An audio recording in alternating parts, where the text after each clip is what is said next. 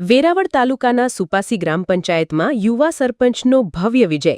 સાંસદના ઉમેદવાર હીરાભાઈ જોટવાના નાના પુત્ર દિગ્વિજય હીરાભાઈ જોટવાનો 650ની લીડથી વિજય. 10 વોર્ડમાંથી 9 વોર્ડમાં ભવ્ય વિજય અને સરપંચમાં 650ની લીડ.